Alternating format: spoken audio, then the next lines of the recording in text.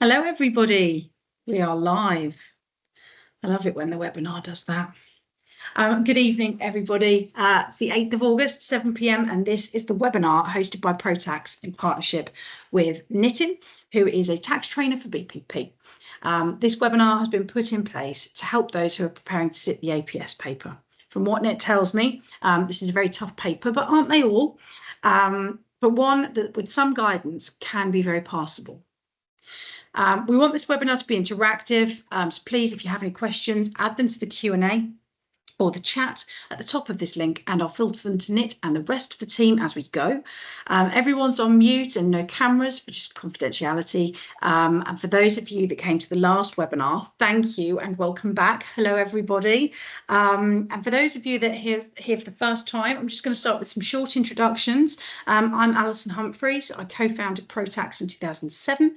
For those of you that haven't heard of us, we're a specialist tax recruitment firm. I'm not here today to sell our services. I merely want to help you pass your exams. In fact, I think I mentioned this in the last webinar, but I actually think it's advisable to stay put until you pass your exams because it's such a huge distraction. But if you need us in the future, you know where we are, and that's it from me. I'm now going to introduce everybody and just let them say a little bit about themselves. So Nit, you're up. Hi everyone, welcome to the session. I'm a senior tax tutor at BPP. I've been here for over 24 years, a qualified non-practicing solicitor and CTA qualified. My self-proclaimed claim to fame is I like to think I'm one of the most exam-focused tutors you're going to meet, and I hope you enjoy the session. Fantastic, thank you for that. Autumn, would you like to introduce yourself? Yeah, hello everyone. I currently work at Ross Martin as a tax editor, writer and advisor. Big title. If you don't know what Ross Martin is, it's like an online database. So we have lots of tax resources on there that we use to help tax advisors, accountants and their clients. I qualified in 2022. I had a pretty successful run with my CTA, so hopefully I can pass on some helpful guidance and tips that help me pass. And that's it from me. Fantastic. It was lovely having you here, Autumn. Thank you. Oh, Harris. Hi everyone, my name is Harris Rahman and I'm an associate director within Assets. I'm part of the tax investigations and dispute resolutions team. So I often spend a lot of my time getting clients out of these complex tax knots that they get themselves into. I actually used to work at HMRC. That's where I began my tax career. I left in 2018, been in various top 10 firms ever since. And yeah, a pleasure to be here. Looking forward to giving some advice which might hopefully help some of you guys. Fantastic, thank you very much. And Jinesh. Hi guys, I'm Jinesh. I work at Edwin Co LLP. It's a law firm, but I'm in the tax team and I'm an assistant manager there. I qualified my CTA just last sitting, so I've only been qualified for about a month now. But I've been working in tax for coming up to about 4 years now. And yeah, hopefully this session can just boost you guys to get towards that path and become CTA qualified soon. Wonderful, thank you very much. We've got a couple more guests, Leisha and Jack, who I've seen are on here, but for some reason they're having technical difficulties. So I'm hoping that Jade, my colleague, will be able to get everything over to them that they need so that they can join. And then when they do finally join, we can have their input as well. So onto the main event, everybody. So first up, my first question to Nitin. If that's okay, or Nitin first rather. What's the main difference between a CTA advanced technical paper and an application planning and skills paper? Okay, so in a nutshell, for advanced technical, you are literally going to regurgitate technical knowledge. Okay, it can be very prescriptive. The examiner isn't concerned about the sentence structuring as long as it makes sense. You could write in potential bullet points, calculations can be done randomly.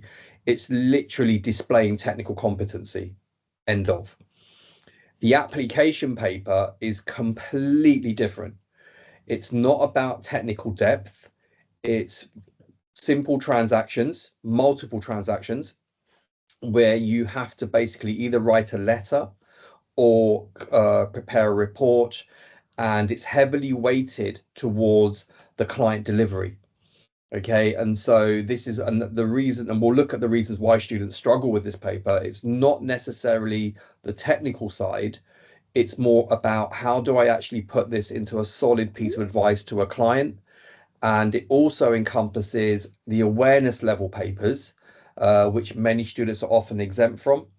Okay, and they do feature in the APS exam, which can cause a little bit of anxiety. So it's really about the type of answer that you have to present to the examiner rather than it being a completely different technical paper. Right, okay, fair enough. So very much when we spoke about with the CTA retakes, we talked very much about people being working with their clients and being very focused on actually tell them what you think a client will want to hear, as opposed to fine, brilliant, okay. So sorry, Alison, to jump in. I think that one of the main problems with the APS paper is you actually have to give a recommendation. Oh, okay. Yeah, the examiner's looking for, give me some advice, give me some commercial factors, give me an actual tangible recommendation, which you do not have to do for an advanced technical paper. Okay, and so you've got to make that recommendation or conclusion drawing upon all the information given in the scenario. Okay, and if you're going to write in the same style as an advanced technical paper, then you are going to struggle to pass. And this is what some of the amazing students we've got on today, they're going to share their experiences, how they transition from AT delivery to smashing the APS paper. Fantastic. What I'm going to do, because it looks like we've lost them.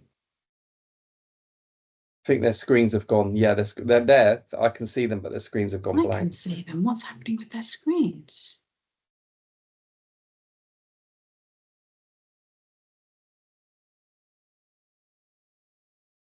This is really strange. Do they need the host link? Do they need the host link? Yeah, they have all had it. Let me just check in with Jade. Jade, is there a technical problem? Hello, I'm just looking and everyone's still as guest speakers on here. I can resend the links to everyone and maybe they try and rejoin. Yeah. If you can, that would be fantastic. Yeah, yes. Of course, I'll do that now. Managed to get my mic on. Can you hear me? Oh, Autumn, I can hear you, and I can see didn't you. let me for a back. while. It like locked me out somehow, and then it's let me back in now. So I don't know if anybody else wants to try that as well. Yeah, did you just log off and log back on? No, it's just unlocked itself, so I don't know what's happened. How very strange. I'll resend your links. Bear with me. And to Jack and to Leisha as well, please, Jade. Yep, getting that done now. Thank you.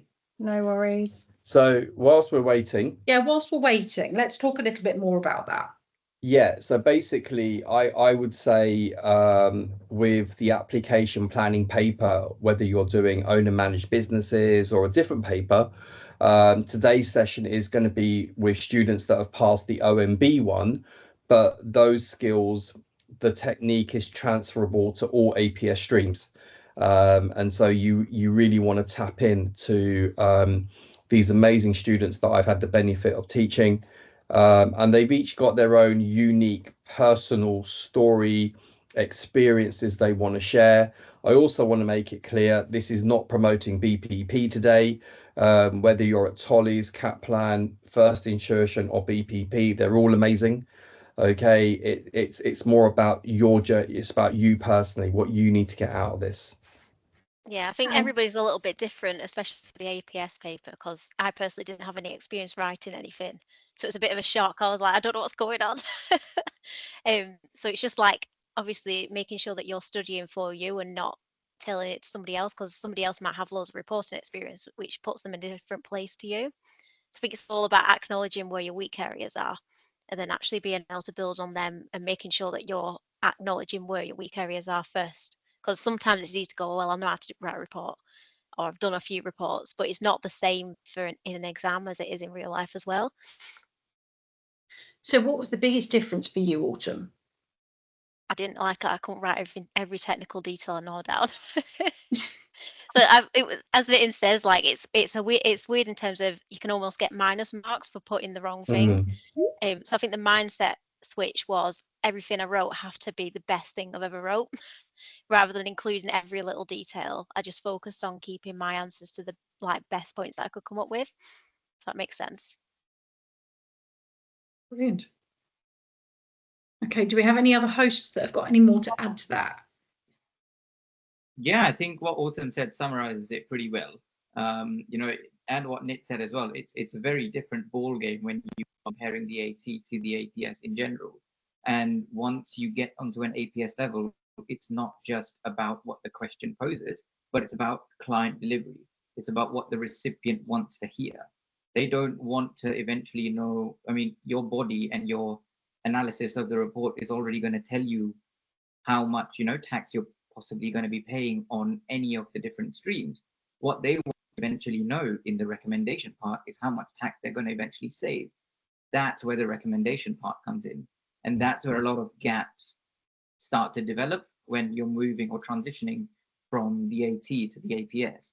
So like what Autumn said, you know, you can't be bogged down on each nitty-gritty detail at the end of the day. As much as you know the technical knowledge and you know you want to put it in there, but it's really playing the bigger picture game and understanding that, you know, the client might not want to know every single minute detail, but rather the broader picture, and therefore that's why you give a recommendation on how best to progress in the overall situation. That's my biggest challenge with students, and these two were a nightmare. Okay, because their initial because Speak your their mind. because their first two scripts, with advanced technical, you have my permission and blessings, show off everything you know, go and show the examiner how good you are. But what happens when you get good students like this? They come into the APS paper with that AT mindset. I want to the client doesn't care. The client doesn't care that for business asset disposal relief, it's a material disposal. Yeah. Whereas for AT, that is very important, but not for an APS paper. You know, you don't use section numbers. You don't refer to case law. You know, the calculations are already done. And so half the time it was a red pen with theirs. No, this is too much. This is you're wasting time, you know, and give me the essence.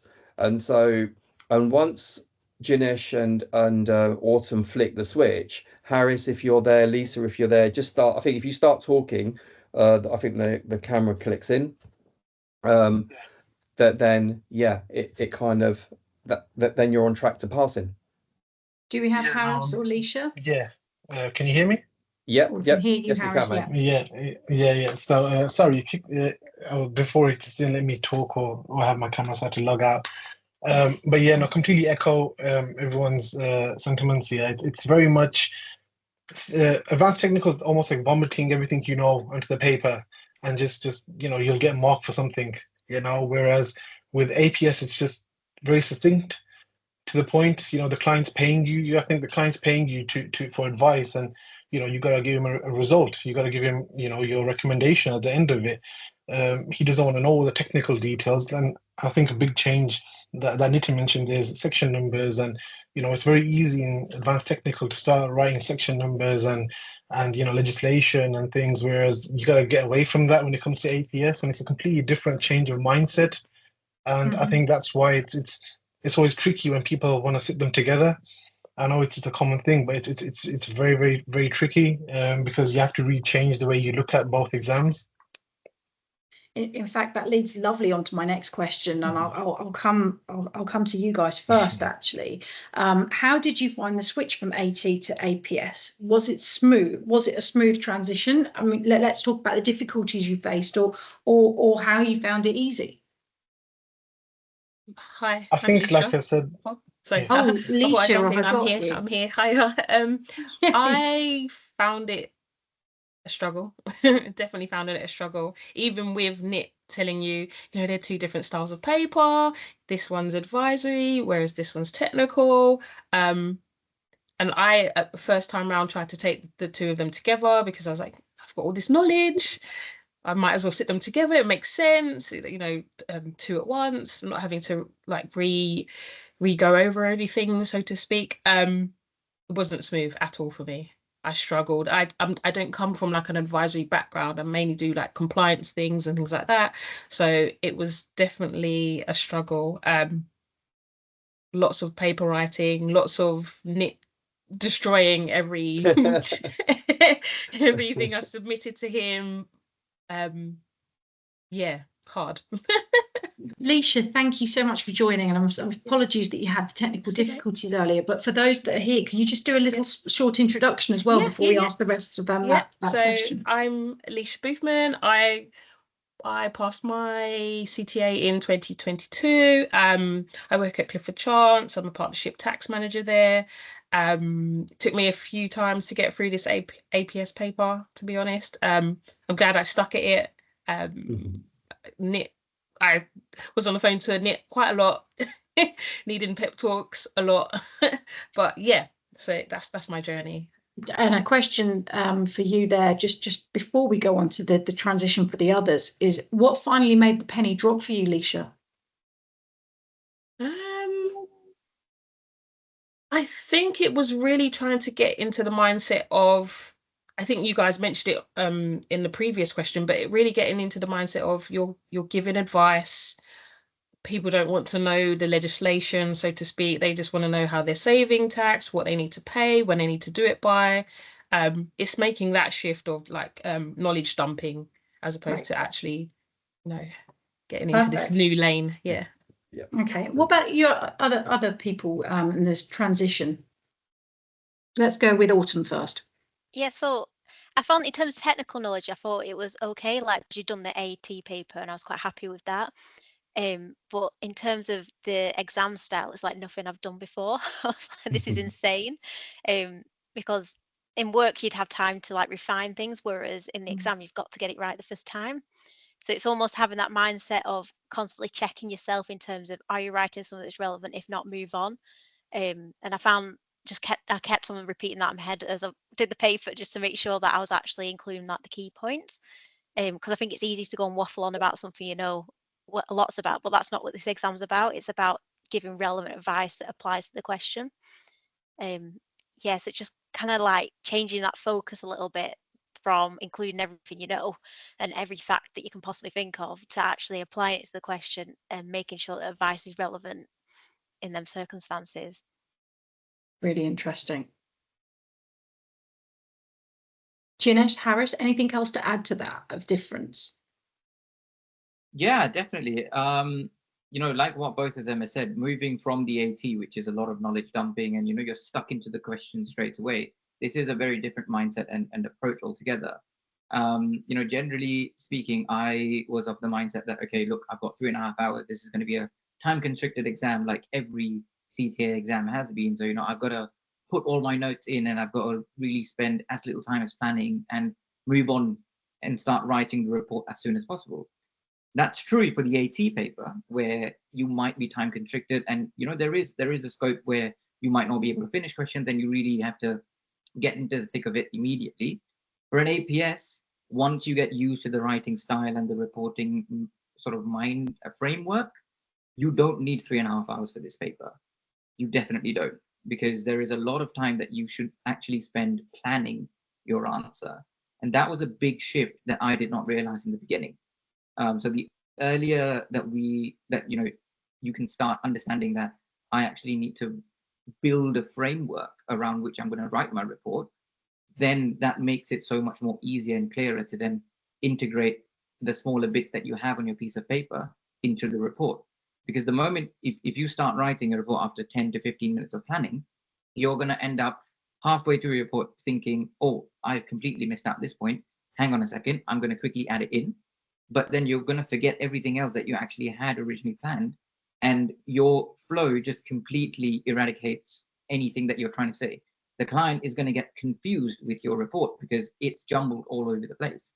Whereas if you can spend 40 to 45 minutes just planning, don't look at what's on your screen, just look at the question paper.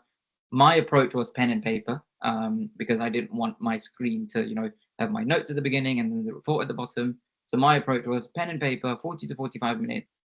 I'm not going to type a single thing.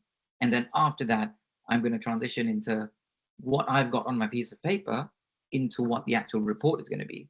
And that makes a world of a difference. That's brilliant, Jinesh. And actually, it relates to one of the questions here. So maybe we could cover this question with that, what you're saying.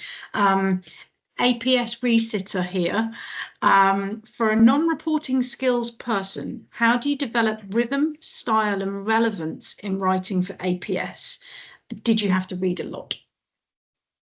So yes and no. I think the first thing that you're gonna have to do, especially now, you know, it's August. You've got a few months before the exam. You're getting into the zone of getting your technical knowledge back. As a resitter, you know, you've done the technical bit before. I assume you've passed, and you're getting to a stage where you're just refreshing the knowledge. So it's good to get the technical knowledge up to scratch again.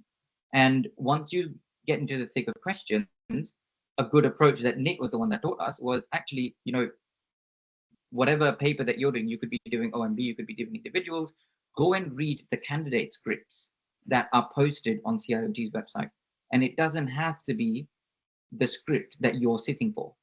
So go, if you're sitting for the OMB, go and read an IHTB report, go and read an individual's report.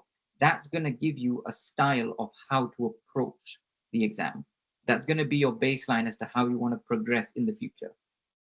Then you move on to, you know, your question banks, or, you know, your APS question banks, and they do have smaller questions that have been pre-planned out, which are a lot smaller than what your actual exam paper is. Now think of how you're going to approach that. Are you going to, you know, sit down, if it's a 15 marker, sit down for 5 to 10 minutes, make your plan, and then go and write your report with your recommendations, with what advice you wish to give. If you're, you know, you can even look at some of the AT questions, the longer form questions. Look at the AT questions and look at how you would advise a client when you would approach something like that. I understand that, you know, in an APS, there is only sort of limited number of sort of exam questions that you can replicate and write out. But this is quite a good approach, and at least a stepping stone approach, rather than throwing yourself into the actual exam question and the actual exam paper now, and then realizing that by the end of September, you've exhausted everything, and all you have is quite literally memory.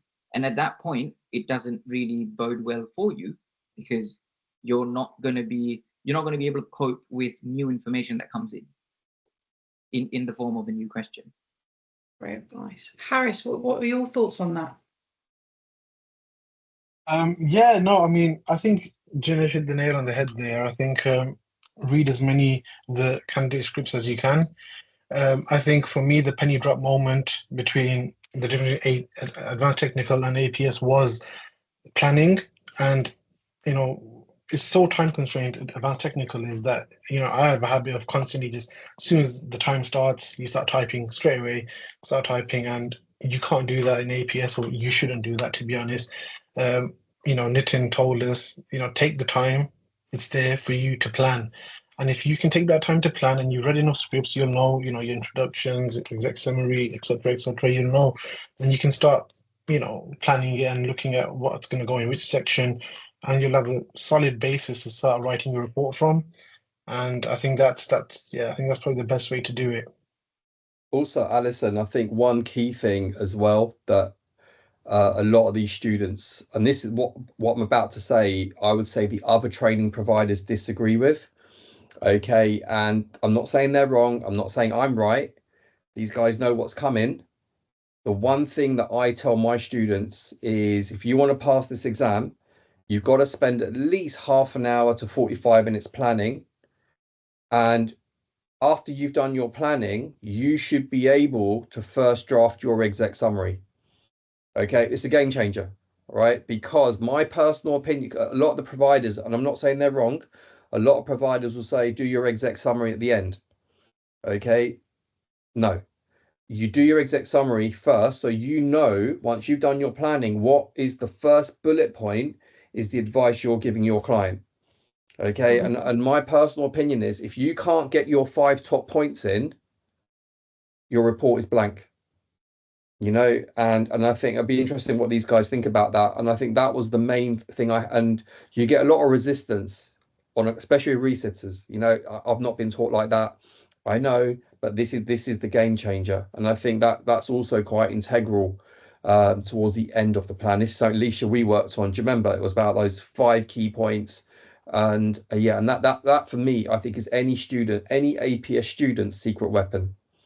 Brilliant. I love it. And just a very quick question from somebody before we go on to talk more about style and retaking.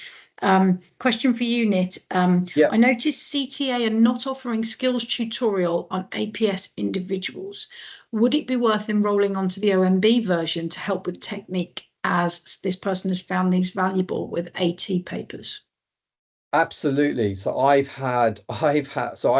so you've got Tolly's with Karen Bullen and Juliet Smith, who are tax legends. They're doing the OMB one. By all means, jump on theirs. I've had IHT students jump onto my taxation of large corporate groups APS skills session.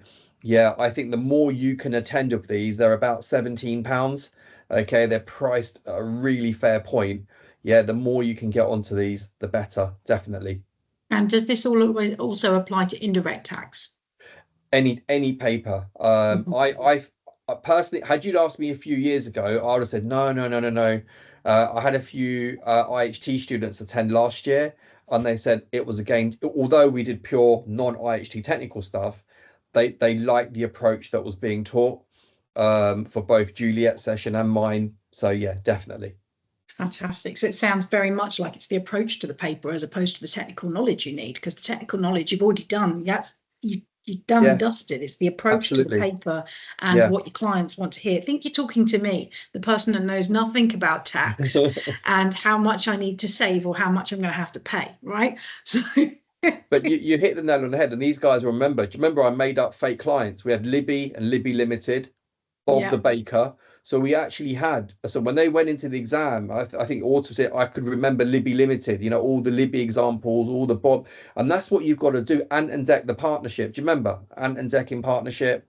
And so once you have it and you kind of rehearse real life scenarios, you can't fail. Brilliant. Yeah. Love it. So on that note, you can't fail. Why do so many students seem to fail the APS? Is that to me? That's to you, Nit, and then it's going to Harris, Leisha, and Jinesh after that. Okay, I think number one, I think it's the execution of the answer. Number two, it's poor planning. Number three, genuinely, and I get this, it's panic. Yeah, a lot of students get overwhelmed. A lot of students panic with this paper. And I've personally nurtured and counseled so many students because I get it. I totally get this. Okay, and you have to deal with these issues. Okay, number four, I also think it's changing your mindset to transactions. Yeah, you've got to start being confident in learning transactions and bringing in other taxes. Yeah, which was quite new to a lot of the first timers. Okay, and I think number five, regular revision. Okay, these are these five the key things, and these guys know when they came to me, I take scripts in. I take extra scripts in, and I know other tutors for other bodies do it as well. It's not just me, and I take these extra scripts in, and they get a telling off. Yeah, I'm not there to be polite, you know. If and Jinesh knows, okay, Autumn knows, Harris knows. I've literally said this is rubbish. Yeah, this is, but it's not in an aggressive way, but it's trying to, you know, you manage the professionalism, but you need to get the message across. This is not a pass. Yeah, this script is not a pass. And can I just say, Jinesh's final script and Harris's, Autumn's was always great, Lisa's was always great. It was just the exam bit, okay. But these two boys, their final script was next level. You know, my job was done. You know, and I said to Jinesh, there's no way you can fail this exam now. You just can't fail it.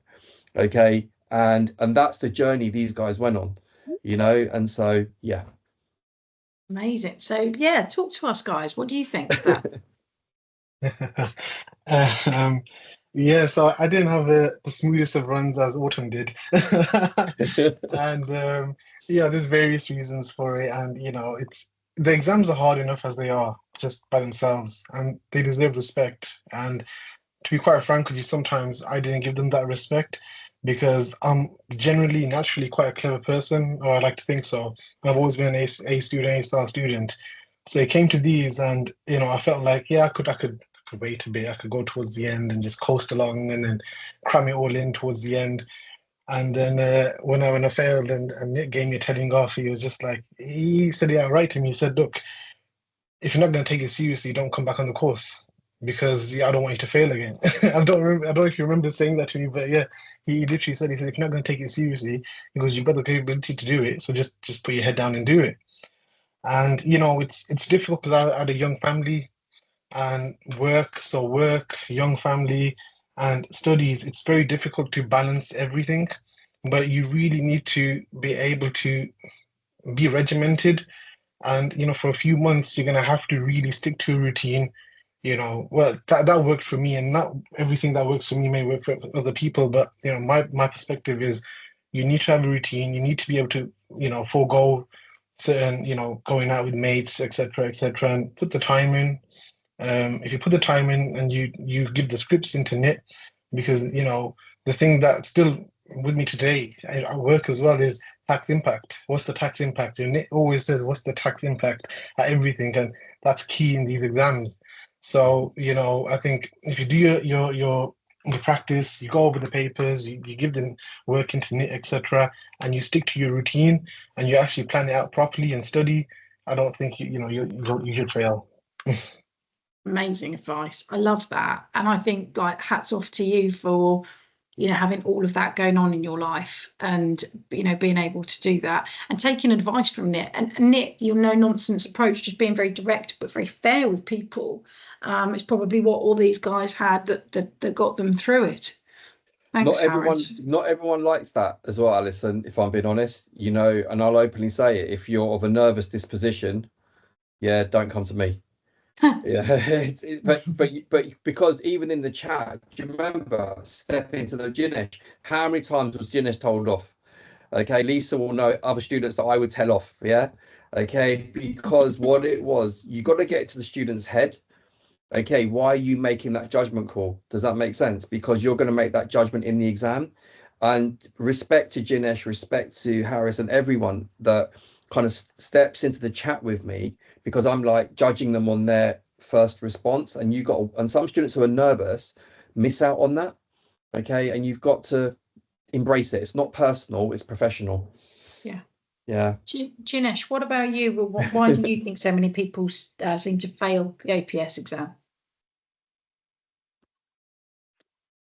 Gone blank now. Oh, Jinesh, have we got you? Sorry, yeah, I don't know, kick me out again. Yeah.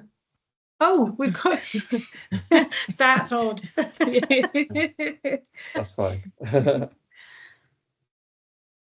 Jinesh, you probably didn't hear, but why do you think so many students seem to fail the APS exam? Yeah, so I heard Nit's bit, and I think the only one bit I wanted to add to that is because, like myself, and I'm a big problem as well, I was a big problem, so is that a lot of people tend to sit both exams at the same time. That's probably number 6 on that list that Nit was saying.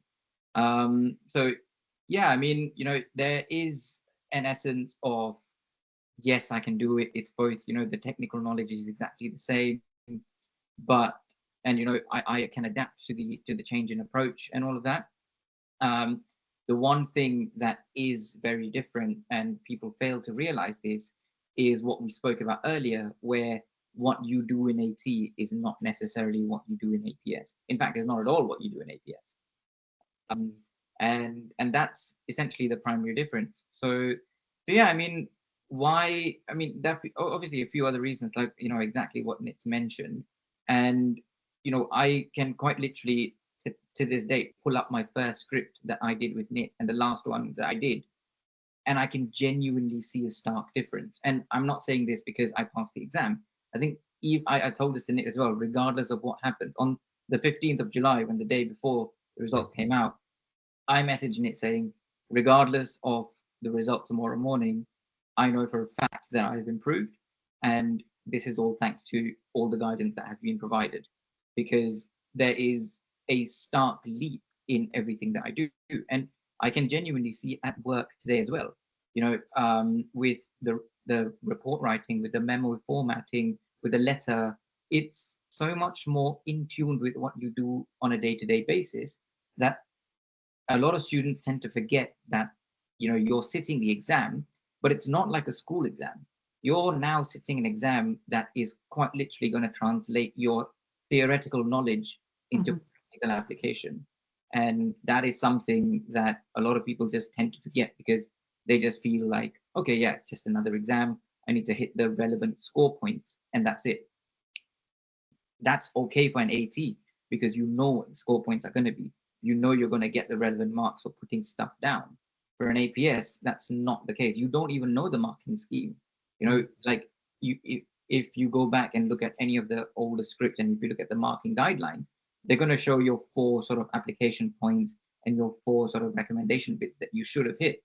Now, you don't obviously have knowledge of this while you're sitting the paper. And I think that lapse in judgment is where a lot of people tend to stumble. So I think it's just a case of taking a back seat, looking at the bigger picture, and saying to yourself, you know, this is a passable exam. This is not an exam that I'm going to need to cram for.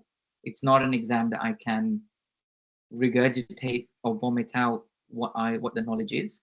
But it's really one that I have to take a little bit of time, just look at the overall surrounding, and delve into a report format as to how I would read it. I mean, one of the best examples is, once you're done with the report, once you actually write something out, you know, make your parents read it. Make someone that has no knowledge of tax read it. Do they understand what you're trying to say? Because that is, in essence, the meaning of what APS is.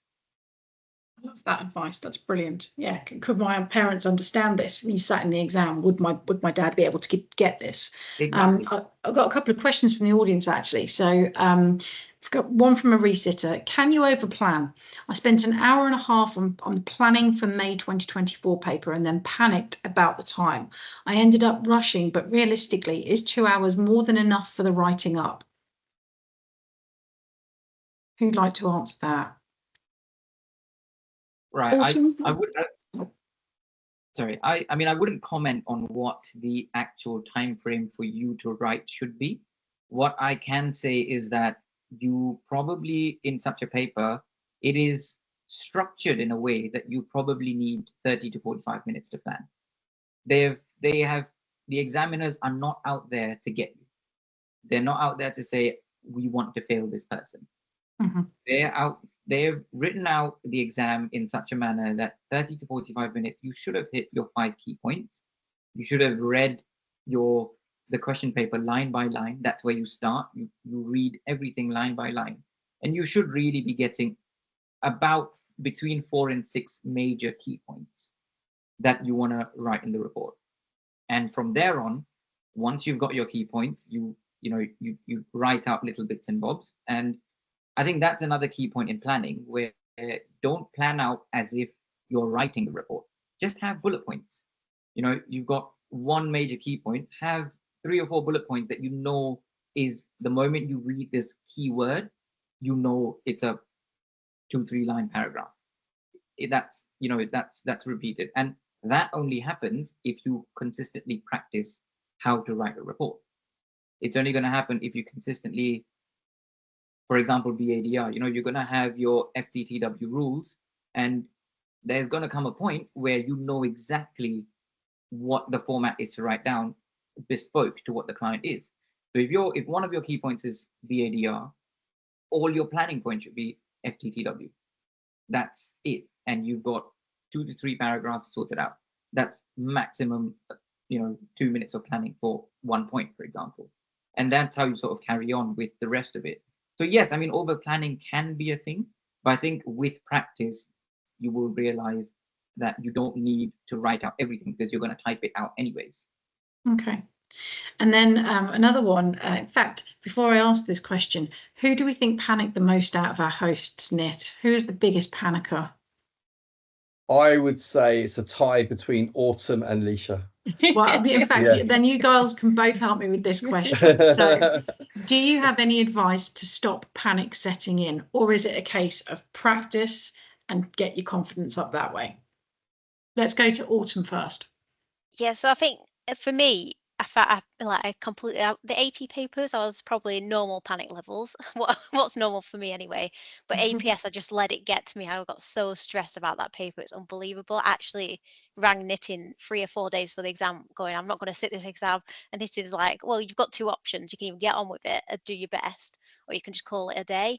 And I think like having support around you of people who understand what you're going through and can give you actual advice that's actionable, because everybody around me is like, oh, it's okay like this, but that's not helpful at that moment in time. Yeah. You need someone who's going to force you to make a decision, because what had happened with me is I let my mind set slip. I was just like, I was constantly beating myself, well, I'm not going to say this exam, rather than being, I can do this and I'm going to smash it. And I think you need to just be confident in yourself, because you've put all this effort in and all this hard work, and if you've done what your tutors are asking for you to do, and you've done past papers and you know where you are going to pass this exam. It's all about just keeping that calm. So the way I did it was, I just kind of like took a step back and go, right, I've done all this work, I know what I'm doing, I just need to breathe and actually keep calm. And it's Love just that. having like that ability to take a step back and stop yourself from panicking, because it's so easy to get panicked in these situations, especially when you just that get and the knitting's paper. mobile number. Yeah. Get knitting's mobile number. These guys know. Do you know? And I want Lisa to say her bit. Every student of mine, whether you're CTA, whatever qualification I teach on the high levels, I'm there. Yeah, it's as simple as that. And it's what we do, right? Lisa, down to you. Yeah, I think that I failed because of my panicking. I remember going into an APS exam, having the whole game plan ready. I'm going to plan, I'm going to do my calcs, exec summary, and then I think similar to what the person who wrote in about over planning, I just went too in depth and my mind started to spiral, and then I abandoned my plan and I just started typing anything, and I literally just felt myself crumble, but even told myself, just keep typing, it'll be fine. Well, it won't be fine, but just keep typing. And then afterwards, just being like to Nick, I don't know what just happened there. So then the next time round, I very much was, because I knew that was where my weakness was, I was doing a lot of like meditation, going for walks. Even before sitting my exam, I went for a walk to just clear my mind, listen to some instrumental music, and basically affirmations. I was telling myself I can do this. I know what I need to know. I've written so many reports. I've got Nick telling me these are good reports. These are passable reports. I know my stuff. I just need to stick to the plan, take a deep breath and just go for it. No one else, just me and the questions. That's it. Yeah. Yeah, I think the power of that can be Really sound underestimated. advice. Yeah. Literally, I had to put like Autumn said as well. When I was trying to like speak to family, and it was the same thing, like, you know this stuff, you're fine, you know it all, you've been putting all this hours in. I'm like, I know, but this is not helping because I'm falling apart. Yeah, Love it is a lot of self-belief, because you do know all this stuff. We've put so many hours into going on these courses and revising and things like that, and practicing in our own time to do these reports. It really is just about sitting down and trusting in yourself and just nailing it. Also, Alison's I think since I taught Autumn and Lisa, I've also changed my teaching style a lot more as well. And I think what helped Jinesh and I think Harris, if you guys remember, from day one, I was a lot more aggressive on scenario-based learning. Okay. Does that make sense? And a lot more on scenario-based learning. If you remember that document, Harris, you won't have seen this, I don't think. I've produced that, Jinesh, you saw it, the APS OMB document where I put every single scenario since 2009. And I think that's been a big game changer as well, that I realized that I need to step up as a tutor to help these guys. So you always reflect on why aren't good students like Lisa getting through. You can't just put it on them. I've had to introspect. And if you remember, Leisha, it was when we started looking at past paper. Do you remember we worked for 7 hours? Yep. We go through a past paper, and I've kept doing that. So even as a tutor, I've had to evolve. And yeah, there's been a lot of changes. You know, if you came and saw it now, you'd be like, oh my God, this is so different. And it's transaction.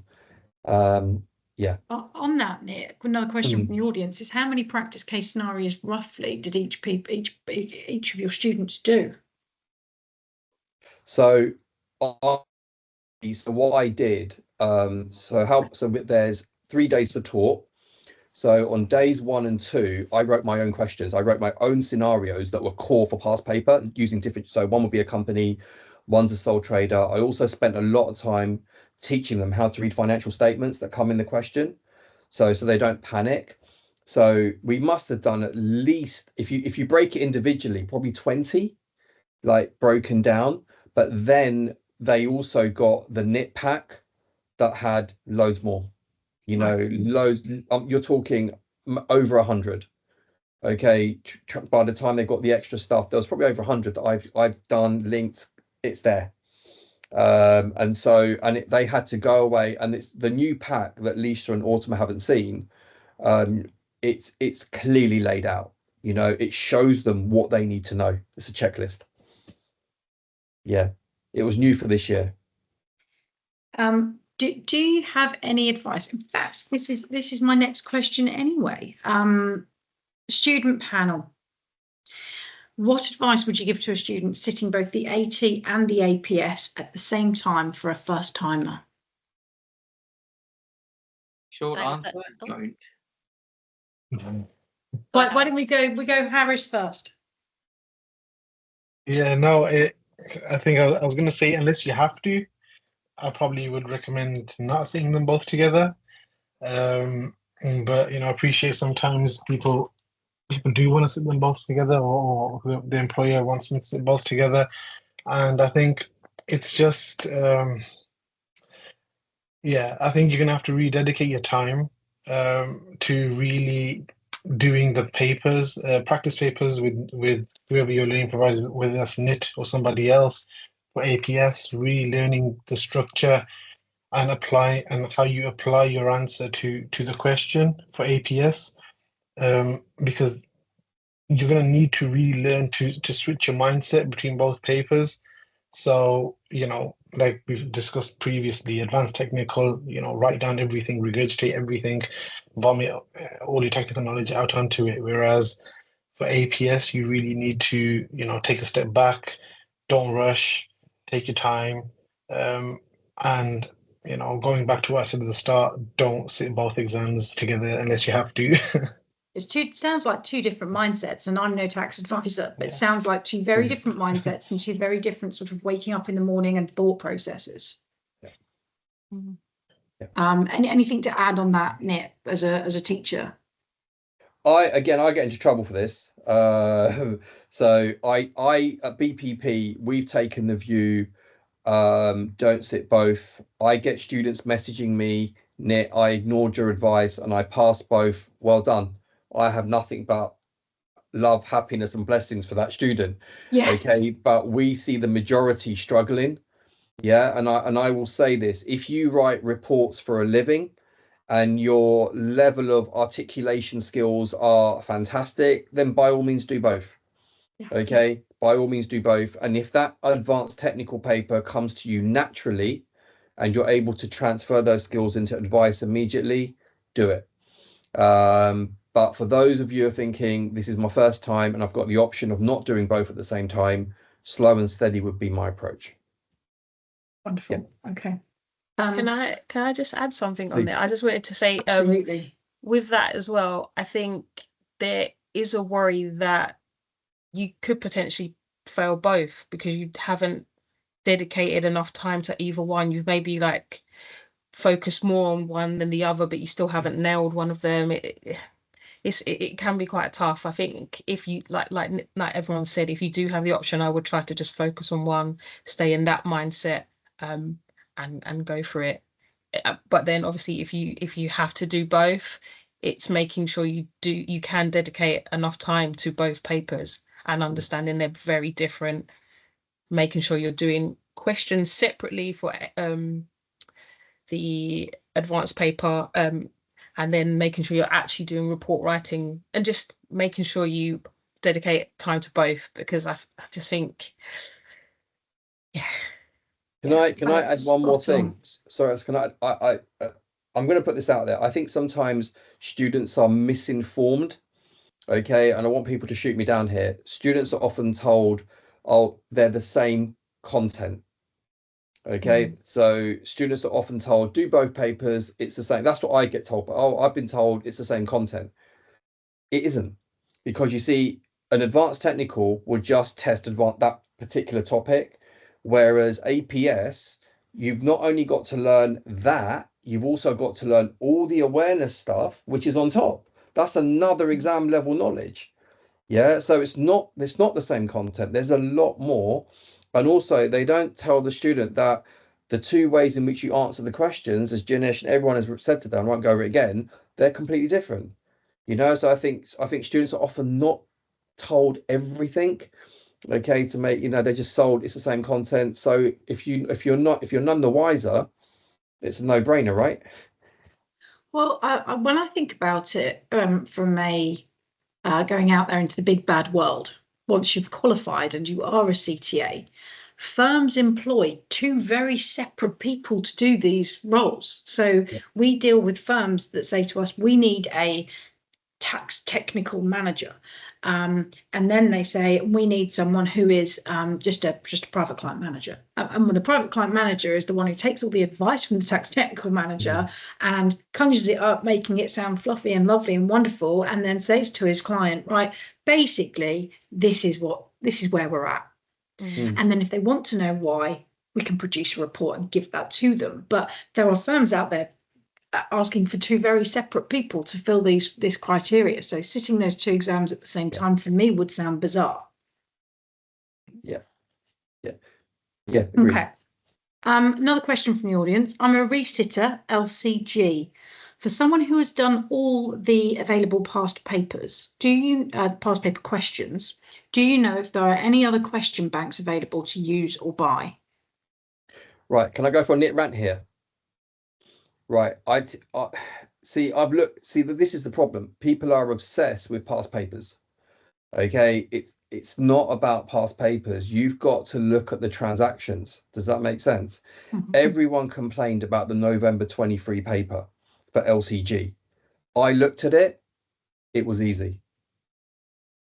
Simple as. They gave you a patent. They gave you R&D. They gave you two structures. And the problem is students are, and I'm not having to go at this particular student who's posted this. If you want to pass LCG, you've got to be able to connect the dots. Autumn, you've done LCG with me.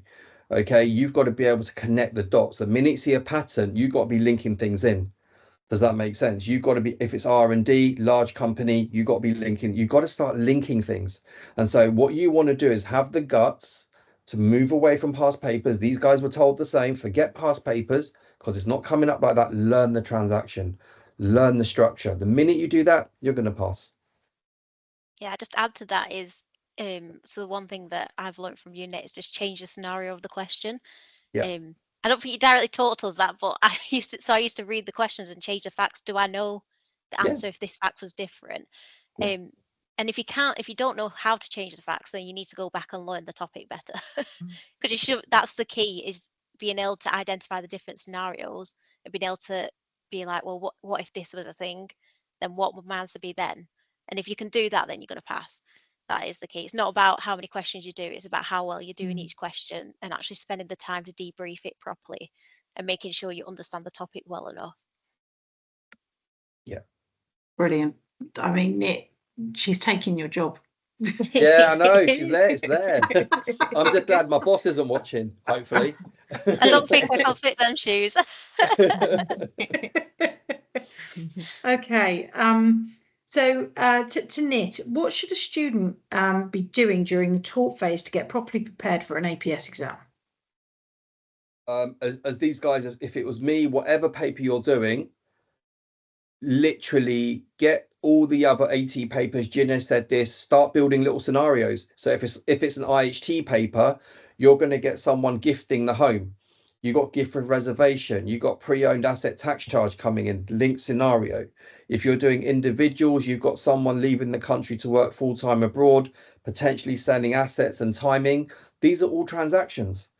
Yeah, you've got to literally build up the portfolio of transactions and have your model answers, key points ready. Like for the planning, like Jinesh beautifully said, don't write everything out. Have the keywords ready that you can then convert into an applied sentence. Yeah, and the more transactions you do, you're going to see repeat things in the exam. That's how you're going to get through. The minute you cover transactions, the examiner's then limited on what they can test you on. Yeah, and when these guys went in and sat their paper, and Lisa knows this especially, okay, in autumn, because they would panic and say, right, take a deep breath, look at the structure. Who are you dealing with? What do they want? That's any APS. What's the client ask for? Yeah. Okay. What are the potential issues? Stick with that. Come up with your 5 key points. You win. But you've got to be disciplined. And initially looking at transactions is scary. It's daunting. Okay, you're going to miss it, but that's the whole point. The more things you miss, these guys knew this, get as many things wrong. Yeah, but by the time you get into that exam, you're bulletproof. Because you've got the knowledge. You've got the knowledge and you can spot what the client wants. The minute the client comes to you and says, I want to give shares to my daughter or my son, my adult son or daughter, we know where that's going. Yeah, because you've done it, you've seen it a million times. Yeah, if I could just add to that, is every time I started to panic, I'd just take a deep breath and go, right, let's read it sentence by sentence, right? Because I think it's easy to go, oh my goodness, there's so much paper and so much like things to look at all at the same time. But if you just take a deep breath, because at the end of the day, the question's going to be structured in a way that the examiner's going to get an answer out of you. You just need to have confidence that you can identify the right things and just take your time over it. Because I think one of the things I struggled with was panic reading it, as in just trying to read it too much and then missing key points, and then you end up flapping around trying to put things together, and that's just not the way to go about this exam. It's all about being confident and calm and collected and just really making sure you're taking the right amount of time, especially with the planning at the beginning. And just coming into that, do you guys remember how much I used to tell people off when they misread a sentence? Do you remember? Yeah. I was about to say I did it in the actual exam because I didn't see that it said write a letter. Do you remember that? Oh, I do, Lise. Lise, you gave me, oh my God. I was just went, it's going to be a report, and it was a letter. I was like, oh no. Yeah. We sorted that one out, didn't we, Lise? Yeah. But it was literally that. Alison, I go mental when people misread a sentence, you know, and it's not personal, it's professional, because it's a difference between a pass and a fail. Yeah. Awesome. Okay. It's a massive, and this is what anyone who's watching this or watching the recording, okay, like Autumn said, you start skim reading, don't even turn up. Don't even turn up, because you're not going to pass. You have to close down each sentence. What's the not all sentences are relevant. Yeah. And if you, as long as you stick with the tax impact, what is the tax impact of that sentence? Yeah. For example, you're gifting shares in an investment company. Well, then you don't get gift relief if it's to an individual. But if you're transferring it into a relevant property trust, then you can. So it's the transaction. So you've got to, it's closing line by line, you know, and that's what, if there's anything you take away from this session, it's that. We've got some panic readers in our audience. I'm glad I'm not the only one. Putting their hands up. Me. Yeah. Okay, to the panel, actually, I'd like each of you to answer this if possible. How was NIT's approach to APS different to what you've experienced before? Let's go with Autumn first.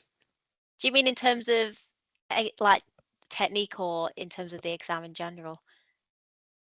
Just if you've been taught by someone else in the past, and then NIT took over, what was the difference, do you think? So knitting's approach is quite direct, like he's constantly got the exam in mind, like the end goal in mind, in terms of everything that you do in those sessions is directly related to the output that you're going to get for exams. So it's very question based and scenario based. So it's like almost setting you up from the start, rather than going through like books or reading anything like facts. It's like, how can we link this to the exam question? right from the start, and Nitin knows I really appreciated that. It's the first time that I've experienced that, and I actually found the learning process much smoother, if that makes sense, because you always had in mind the end result and what you were aiming for. And I also felt like it's more engaging than other, like when I was doing ACCA and accounting, I got lost and a bit of window watching. Whereas in knitting, you've not got time to do that. We're constantly moving, and you actually like finish the sessions feeling right. I've learnt loads today. I've got some good points to work on, and you're constantly moving forward. Harris. Yeah, what I love about Nick is his direct approach. You know, I'm a very to the point kind of person, and you know, as Autumn said, Nitin keeps you focused on the exam and on passing the exam. That's his job, to help us pass the exam, and that's what he does. I really love Nitin's summary sheets. So he'll give you, you know, a lot of summary sheets with, you know, details all of the various tax issues, you know, BADA, etc., etc. He'll go through everything, and he'll have these sheets which honestly they're just amazing, so helpful, because yeah, you know, technically you should already be there at the point of seeing APS, but sometimes you just need a reminder, and it's just so easy to just, you know, open your folder, have a quick read of the BADA rules or whatever you want to look at, and you know, get on with the exam. And the fact that he's always giving you, you know, scenarios to work with from the get-go. You know, he puts the effort into it. But I've not sat with anybody else. I've not been with anybody else, to be honest with you. I went straight to Knit for APS, so I don't know how other people do it. But this is what I like about Knit and his approach. Brilliant. Leisha. I would say I think most tutors probably want you to pass your exam, but it genuinely feels like he's invested in you passing and getting you over the line. That's what I really appreciated, especially when I had to resit. I felt like he was right there with me, and he was very encouraging. And he helped install some more confidence in myself as well. Especially after failing, it can be a little bit demoralizing, and you got to pick yourself up, and it's like, no, you got to keep going. You got to keep going. You can do this. And I really valued that, and I really respected that. And I liked that, although, you know, sometimes you're a bit apprehensive about getting involved in the classes and adding, or if he answering questions basically, but it felt great inside when you did add something and he was like, yep, that's it, you've nailed it. Obviously it's not great when it's like, no, that's rubbish, that's not Rubbish. Yeah. but you know, it spurs you on for next time. You're like, no, I'm gonna get it next time. Yeah. Brilliant. And Jinesh. Yeah, I think exactly, you know, to echo Alicia, it's that vested personal interest that he has in you as an individual. I mean, you know, short story, but the first time I ever spoke to Nate, I got on the phone with him, and after you know, we finished our chat, I genuinely thought to myself, I was like, this guy doesn't hold back. Like, that's, you know, it was a relatively like, you're just doing this wrong, mate. And I was genuinely like, okay, like, you know, a little taken aback. But that's the beautiful thing. Like, what you might perceive as a directed aggression towards you is really not it. It's really just wanting to bring out the best within you. And I think that is what really helped me, because that's when you realize that, okay, this person, he's not shooting you down for the sake of it. He doesn't even know you. He's doing it to bring out what is, you know, what the potential that you actually have. I mean, everyone that's here on this call today, you're, you know, probably so close to finishing up your CTA. You've come this far. It's hard work. It's hard work to have reached this far, and you just will have, you know, probably one last hurdle to get through. That vested interest, when someone puts in you, you equally want to give back that much to that, not just that person, but to yourself as well. You want to do it for yourself, but you want to do it for the tutor that's actually given so much of not just his professional time, but his personal time as well. I mean, he's you know, rung me up at 7 p.m., 7:30, after a full working day, just to tell me that, mate, your script needs work, or, you know what, your script towards the end of it, good enough. This is a good passable paper. This is what I want you to replicate. And I think that is the primary difference. And that interpersonal skill quite really helps. And it's not even just about bringing the best in me. It's about me wanting to push myself even further because I know that I am capable. And like all of the 70 people that are on here today, you know, we've come this far, we're all capable, and it's quite literally just one last hurdle. So yeah, let's just honestly work together, get through it. And if you know, need the support, need the help, I'm sure all of us, it will be more than happy to help in any way possible. Thank you. I've got a couple of questions about pre-seen, if that's okay. Firstly, Nick, can you explain a little bit more about the pre-seen information? And then a question from the audience on that is, what is your approach from the point the pre-seen information is released? Okay, so I would like to answer the first bit, and I think the panel should answer the second bit. Right. Because, yeah. Okay, so the pre-seen is effectively the examiner wants you to have an understanding of the structure. Okay, that's it. So for OMB, APS, it will pretty much be a shareholder, sole trader, bit of financial information, accounts. So you get to understand what the client is about. That is it. There are some people who like to make predictions. Okay, oh, this is being examined. These guys will vouch for me. I do not predict. Okay, don't come to me for predictions because it's not going to happen because I don't know. Okay, and the examiner can easily throw curveballs, and I think so many students waste energy and waste time second guessing the examiner. Okay, LCG, the stuff the examiner's written, there's no way on God's earth you could even predict that. Okay, and I just think people need to just calm it with the pre-seen. Okay, just keep, like these guys were told, keep practicing scenarios, keep doing things. What I would do is interpret the pre-seen using my years of experience, but they're not predictions. And I think you guys need to take over that answer. To the panel. Yeah. So what's your approach from the point it's released? Yeah, I mean, I agree with Nit there. I mean, you know, it is really just to give you an understanding of who the client is and not a lot more than that. You know, for example, does the client have kids? Is he, you know, married? And it just gives you potential links. So that's where actually a lot of what you've done before comes in play, because you're interlinking various different points from various different topics. So it gives you an idea of, okay, let's approach it and let's look at the various different things that could happen. Now it's a completely open question. You don't know what the question is. And, you know, even in the May 24, like there, you know, we went through this with Nit in the pre-seen seminar. There were probably about, I think if I'm correct, there were 24 or 25 different possible scenarios that could come up.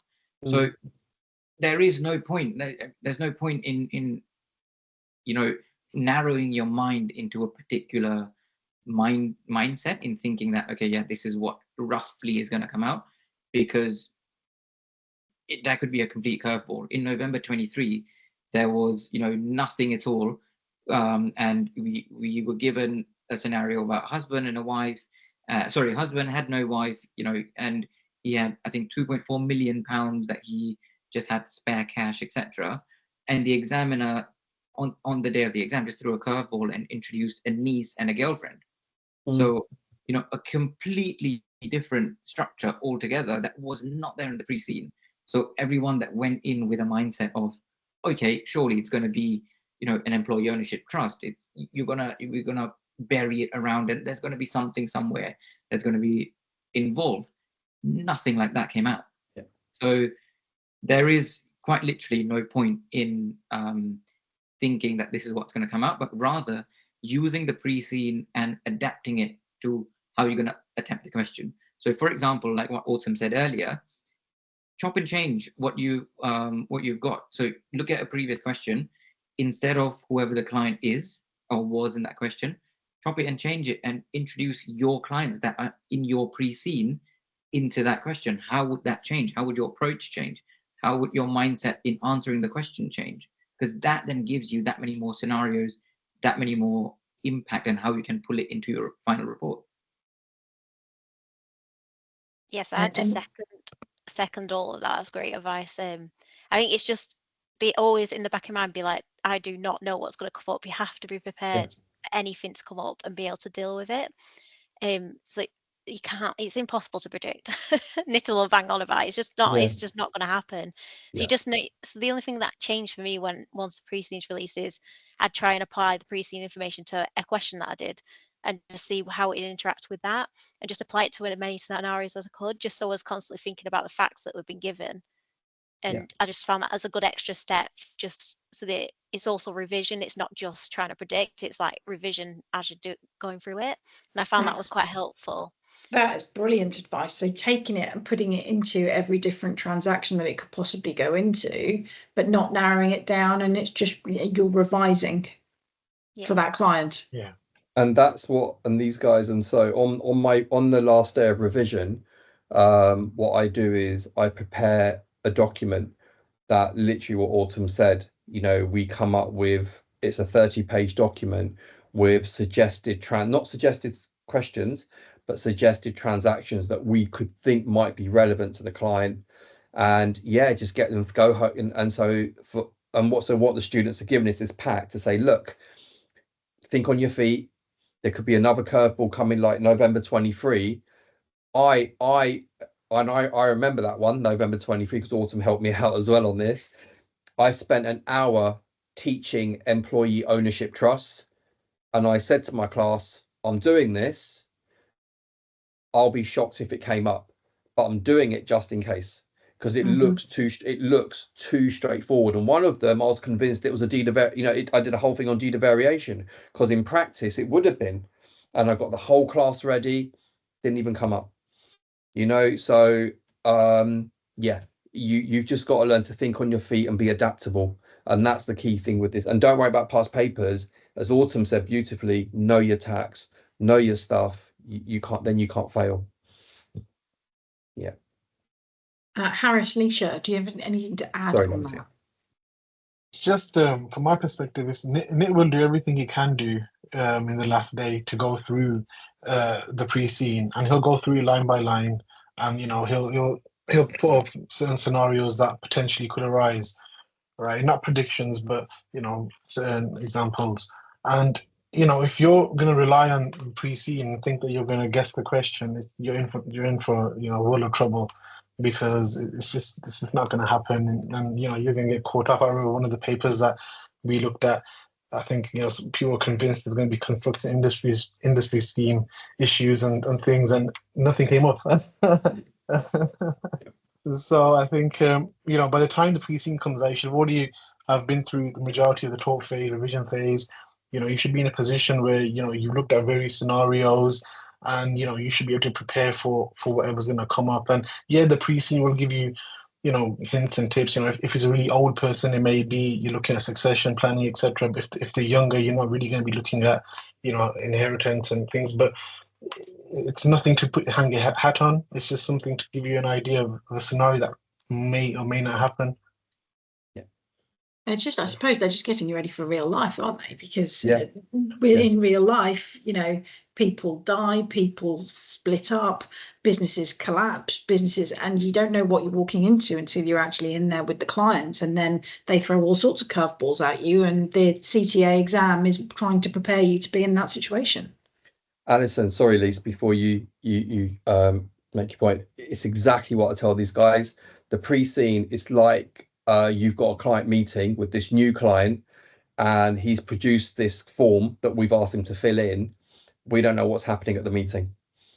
We just don't, and that's literally, you've nailed it. That's literally what it is. Yeah.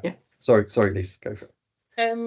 Similar to what the other guys have said, applying it to scenarios. I also used it as a point of, it's come out. We did the pre-scene session with Knit as well. I think I looked at maybe a few more different types of reports, and then I kind of was just like at peace with, and then I used that time after that. That was like my cut-off point after a few days after that, to just center myself and prepare, so I didn't over panic and just over trying to read everything and try to force more things in, because that's what I had previously done. I panicked when the pre-scene came out and tried to redo everything again, and And I actually think you've probably just answered a question here from no lady. I'm going to read the question out because I think it's important for us to hammer home this. Apart from normal case scenarios, technical reading, building techniques, speed, did you read any other tax content, tax advisor, taxation? If yes, do you think that helps or rather not? Me personally, I read Tax Advisor and stuff when it comes out, and I get sent like different updates and notices through work emails.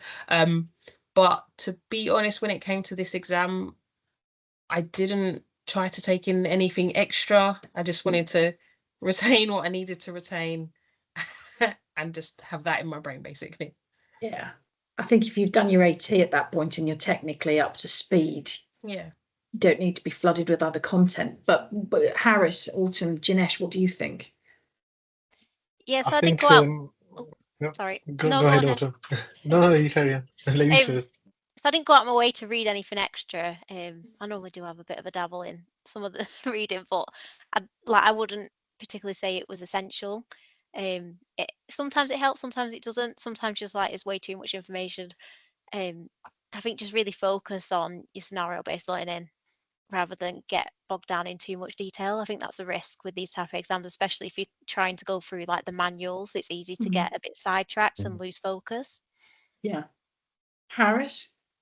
Yeah, no, it's the same. I didn't read anything extra. I think, if you write reports in your day-to-day job, I think that naturally will help you compound your learning as well, and that could help you. But otherwise, I didn't really bother looking at anything specific.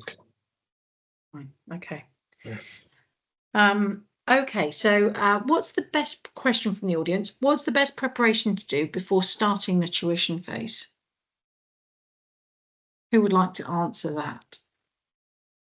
Sure, I can go on that. And it's basically about what like that rough plan that I sort of mentioned at the start of the session, in the sense that this is the sort of time for you to consolidate your technical knowledge. It's been some time since you've sat your last exam.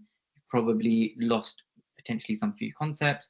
So it's a good time to refresh your knowledge, have a look back at some of the questions, and even like the back of the book questions, and just go through them in a sense to refresh your knowledge. They don't take very long.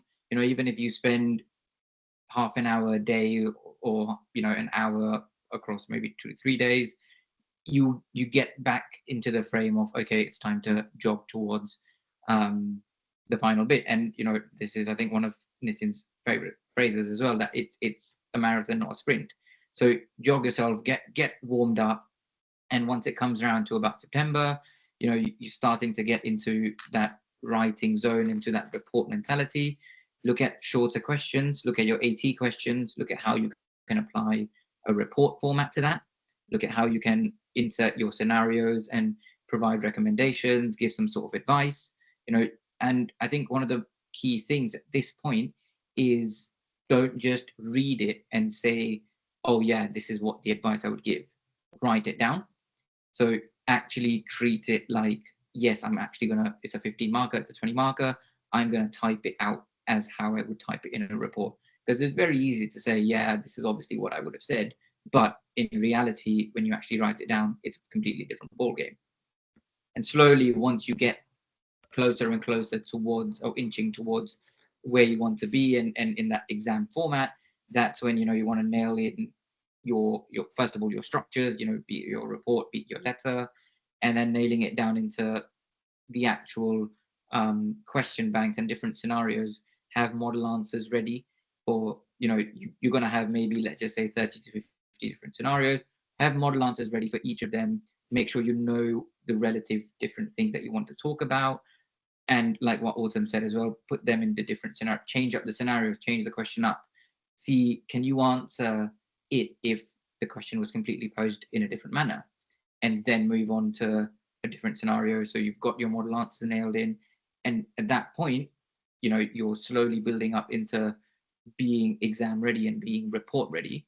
And you can go into like the longer form questions and longer form reports in general. So just to jump onto that, listen, I think my frustration as a tutor, and these guys know this, I don't hold back in class. I find it really frustrating so anyone on this session right now, you've got to be technically up to speed.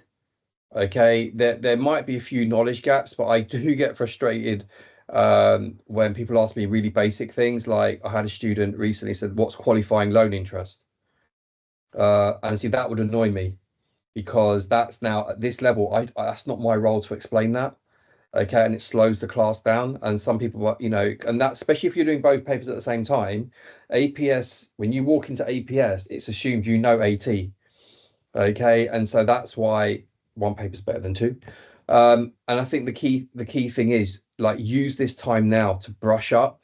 Okay, yes, you're going to have knowledge gaps, but I would say the main things, building what Janesha said, is for every APS stream, there will be elections.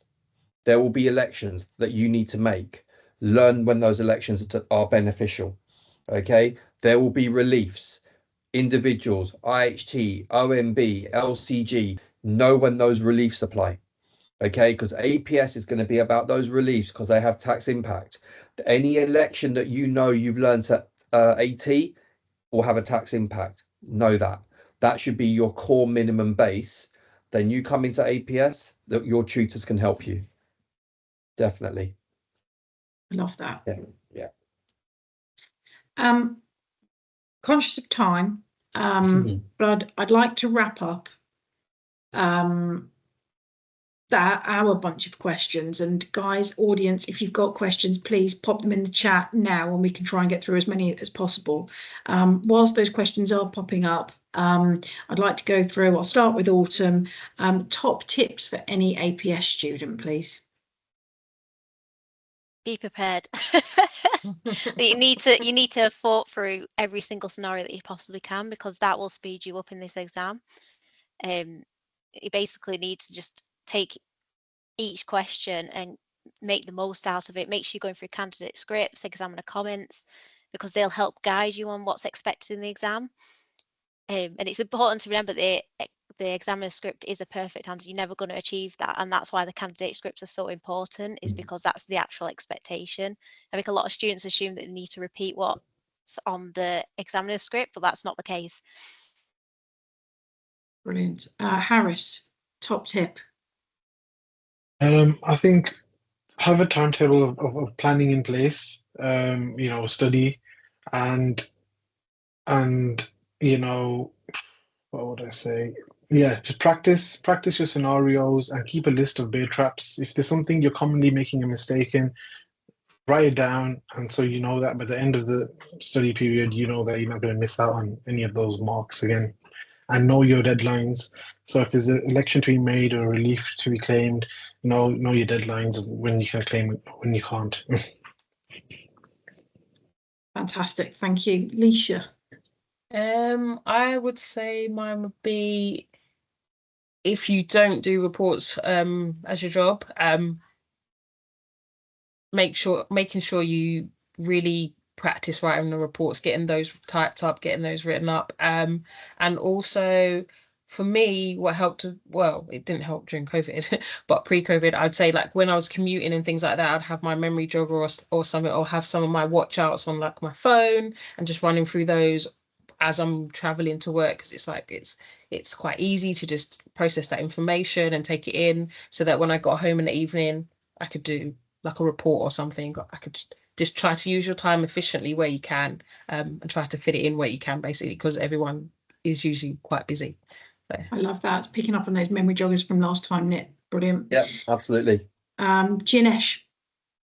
Yeah, I think echoing Harris's point on the timetable. So I'm big on that bit as well. I'm have a timetable, have a relative plan as to how you want to approach this and how you're going to lead up into getting the longer form questions. Make sure that you've got that report, mindset and hat on, rather than just the technical knowledge dumping hat. And I mean, last but not least, don't be afraid to ask questions. Even if you're not on BPP, even if NIT's not your tutor, if you've got any sort of queries when it comes around to the APS questions, be it any stream, if anyone here, if they feel like it and if they want to reach out, please feel free to reach out on LinkedIn as well. We've been there, done that. We were in your shoes before, and you're soon going to be in our shoes and we're all pretty confident of that. And you know, you're confident of that as well. So in the interim, if you've got any questions, if you've got any queries, please feel free to reach out, and you know, we'd be more than happy to help, I'm sure. Wonderful, thank you. That's very very generous. I do have one question that's popped up before we give some contact details and some more information about the next webinar, and also where you can get this recording. Last question is, have you ever realised that you missed a key point during the paper, e.g. an awareness topic, and how would you approach that in the exam? Can I do this one? Yeah.